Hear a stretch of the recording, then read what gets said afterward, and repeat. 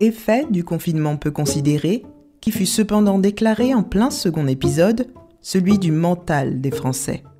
Entre obligation de rester cloîtré chez soi, pour tout y faire, de sortir à doses limitées, accompagnées d'attestations multipliées, selon des raisons sélectionnées, avec peu d'activités extérieures et encore moins de relations sociales, de nombreux Français ressortent abîmés mentalement par le confinement à côté d'un virus qui tue physiquement.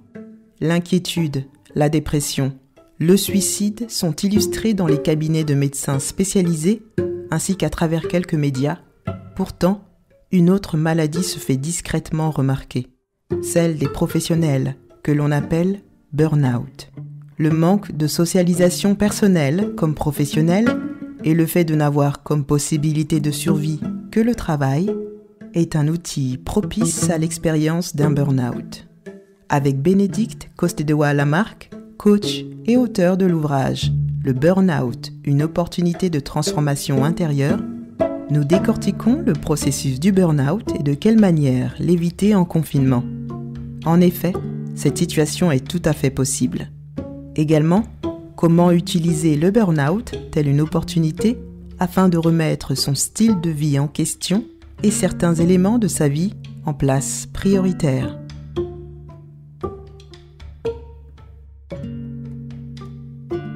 Puisque le sujet de ce reportage est le changement opéré naturellement mais forcé dans notre manière d'envisager le travail suite à l'arrivée du Covid-19 et ainsi des épisodes de confinement, la question qui nous importe ici est de savoir s'il est possible de faire un burn-out alors que nous sommes confinés et comment serait-ce possible ? Tout est possible. Ouais.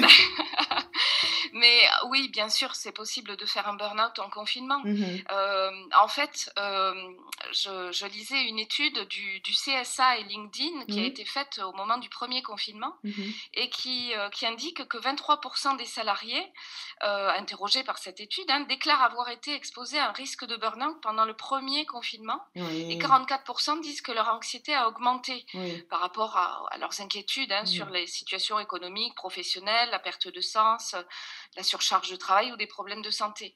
Donc tout ça en fait c'est des paramètres qui amplifient en fait le risque de burn-out et qui sont évidemment amplifiés par la situation de confinement où on est seul chez soi, coupé de ses collègues, où les discussions informelles n'ont plus lieu, où le lien social est d'une nature différente. Il peut être distendu, en tout cas il est d'une nature différente puisqu'il n'y a pas le lien physique en présence en fait.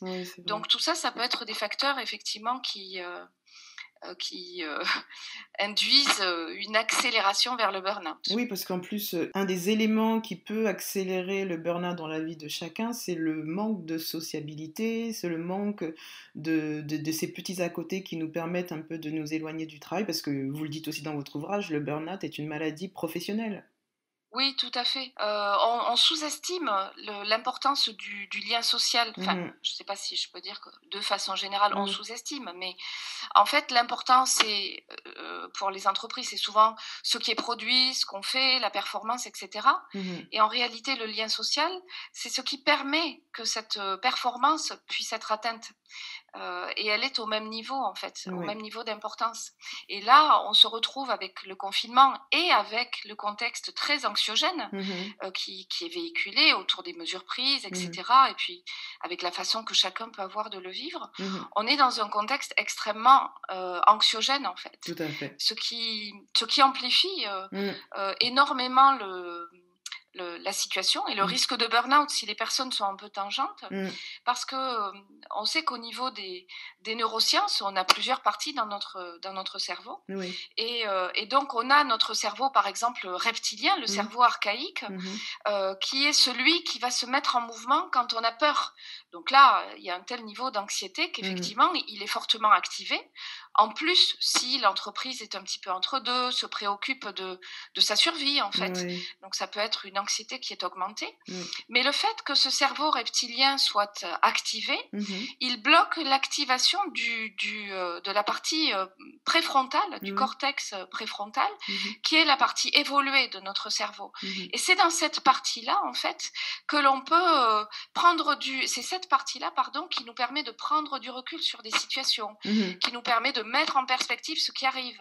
Et donc, autrement dit, si cette partie-là n'est pas active, parce qu'elle est bloquée par l'activation du cerveau reptilien et nos peurs, donc, concrètement, on n'a plus la capacité, en confinement ou quand on est seul, de prendre le recul sur ce qui est en train de nous arriver. Et donc, on peut ressasser et amplifier une situation de malaise ou de mal-être qui était peut-être déjà latente, mais dans laquelle on va se retrouver complètement empêtré, submergé. si j'ose le dire comme ça.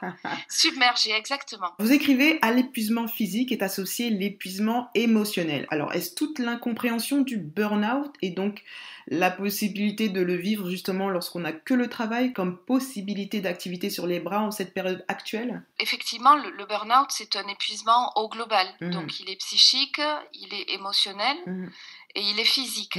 Donc, ça couvre vraiment toutes les sphères d'épuisement possibles. Ce qui fait que, en fait, on est bloqué physiquement. Les gens ne peuvent... moi, je pouvais plus marcher, par exemple, ou quasi pas. D'autres ne peuvent plus se lever un beau matin. D'autres ont des problèmes physiques qui se déclenchent. Et il y a, en parallèle de ça, une sorte d'envahissement émotionnel qui fait vivre des hauts et des bas assez radicaux, évidemment qui génèrent des angoisses assez importantes, déjà parce que on ne comprend pas ce qui nous arrive. Oui, c'est vrai. Si on arrive jusqu'au burn-out, c'est qu'on pensait pouvoir tenir. Et qu'on pensait que ça pouvait continuer. Et que même si on se sentait déjà un peu usé, avec un peu une perte de sens, un peu fatigué, on pensait pouvoir résister. Mais en réalité, le corps stoppe, parce que le corps sait quand notre limite est atteinte, même si notre tête a décidé autre chose. Tout à fait. Et donc, effectivement, on est submergé émotionnellement et en même temps psychiquement, dans le sens où on a tous nos mécanismes, toutes nos pensées parasites qui sont extrêmement activées, qui font que on ressasse énormément et ça, c'est en quelque sorte un peu une spirale négative en fait qui nous emporte. Et automatiquement aussi, naturellement, le cerveau se déconnecte des choses justement non essentielles pour garder l'énergie vraiment utile. Voilà, exactement. Et le cerveau, en fait, et notre tête, de façon générale, se déconnecte de notre corps. Alors, c'est un processus progressif, c'est pas du jour au lendemain. Et c'est aussi pour ça que le burn-out arrive, parce qu'il y a une déconnexion entre la tête et le corps. Autrement dit, on traverse la vie, on fait ce qu'on doit faire, on est comme un hamster dans une roue, mais on est coupé du corps, on est coupé de nos ressentis, de nos émotions et de nos intuitions. Et donc, quand le burn-out se déclenche, ce grand mur qu'on prend dans la figure, ça nous terrasse et tout ça nous revient dans la figure en fait. Tout à fait. Vous dites également, en parlant du burn-out et de la manière de l'envisager quand il se présente dans notre vie, que c'est peut-être une bonne nouvelle déguisée, puis en le regardant sous l'aspect cheminement d'évolution personnelle, etc., etc. Afin d'inciter les auditeurs à découvrir votre ouvrage, peut-on dire que sortir du burn-out ne doit pas être une solution, mais un processus pour ne plus le subir ? Mais tout à fait. Et j'invite fortement les auditeurs à se pencher sur cette question, parce qu'en fait, vraiment ce que j'ai voulu transmettre à travers ce livre et ce que je veux transmettre à travers mes accompagnements, c'est que c'est réellement une opportunité. Ça n'enlève pas la difficulté de le vivre. C'est extrêmement difficile à vivre, déjà parce qu'on ne comprend pas ce qui se passe, mais réellement, au départ, on ne comprend pas. Après, évidemment, on creuse. Mais en réalité, comme toute notre armure vole en éclats au moment du burn-out, tout ce qui était caché, masqué et qui restait intérieur est mis à nu. Ça devient accessible. Et c'est ça la beauté de l'expérience, si j'ose dire. Quand je dis la beauté, évidemment, je mesure mes mots. évidemment, ça reste difficile à vivre, mais c'est comme une sorte de lumière qu'on voit au bout et qui nous guide finalement. Comme toute expérience après d'ailleurs. Oui, exactement. Et puis, ce dont il est important d'être conscient, c'est que, en fait, la façon dont on s'est construit à travers notre vie, même en étant enfant, au niveau familial, éducatif, puis social, amical, puis dans l'entreprise, on s'est construit pour s'adapter au mieux à notre environnement. Oui. Donc, c'est la question dont on parlait tout à l'heure, la question d'évoluer en s'adaptant. Sauf qu'à un moment, le burn-out, il vient dire ce que vous avez utilisé comme processus de fonctionnement et ce sur quoi vous vous êtes construit, aujourd'hui, peut-être, certains schémas ne sont plus nécessaires. Et c'est le moment de s'en débarrasser, c'est le moment de prendre conscience que ceux-là ne vous sont plus utiles. Ça peut être un niveau d'exigence très très élevé, ça peut être le besoin de gagner, de surpasser, de se surpasser ou de surpasser les autres à tout prix, qui peuvent être induits par des schémas familiaux, par les parents qui ont un petit peu ancré des choses. Mais le burn-out, il vient dire, voilà, là, c'est bien, ça vous a été utile, donc il ne s'agit pas de juger ce qu'on a été ou ce qu'on a vécu, parce que c'est grâce à ça qu'on est arrivé à ce qu'on est aujourd'hui. Donc ça a été bien, ça a été utile, c'était pertinent. Mais c'était pertinent avant. Aujourd'hui, la vie invite à regarder les choses différemment et à dire, ok, maintenant, puisque tout a volé en éclats et que je peux observer et travailler sur ma matière intérieure, alors de quoi je me débarrasse et qu'est-ce que je garde, parce que qu'est-ce qui est vraiment moi, et tout l'enjeu en fait de cette histoire, c'est de s'approcher de plus en plus de ce que l'on est très profondément, au-delà des carcans, au-delà de l'image sociale. Et ce que je voudrais préciser aussi, parce que c'est important, c'est que on voit souvent comment se reconstruire après un burn-out ou des choses comme ça. C'est pas ma façon moi de voir les choses. Je crois qu'on se construit tout au long de la vie. Et le burn-out est une opportunité d'accélération de sa construction, parce que l'on prend conscience, parce qu'on a cette opportunité d'avoir cette armure explosée, du coup, et donc on a cette opportunité de voir ce qui se joue à l'intérieur. Souvent on parle du burn-out et puis on espère s'en sortir, ce qui n'est pas évidemment, vous l'avez compris, ma logique. Mais 30% des personnes en burn-out refont un burn-out après. C'est vrai. Donc ça pourrait paraître inquiétant.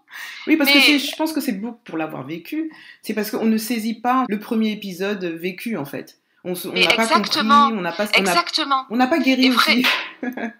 Mais exactement. En fait, on n'a pas regardé ce qui était à l'œuvre à l'intérieur, et donc on est passé à côté. De ce qu'on avait à voir pour notre propre évolution. Et donc forcément, qu'est-ce qui se passe ? Comme la vie est intelligente et qu'elle a un but évolutif, évidemment, elle nous représente à un moment, une autre situation qui peut avoir un mode de fonction, un mode opératoire un peu différent. Mais en réalité, on change que l'habillage. Parce que le fond, on n'a pas regardé ce qui se jouait. Et donc, la vie vient toquer pour dire, bon, maintenant, ça suffit. Tu regardes ce qui se passe, tu te retrousses les manches et tu en fais quelque chose. Tu affrontes, on va dire. Et c'est ça, la beauté, parce qu'on est en même temps...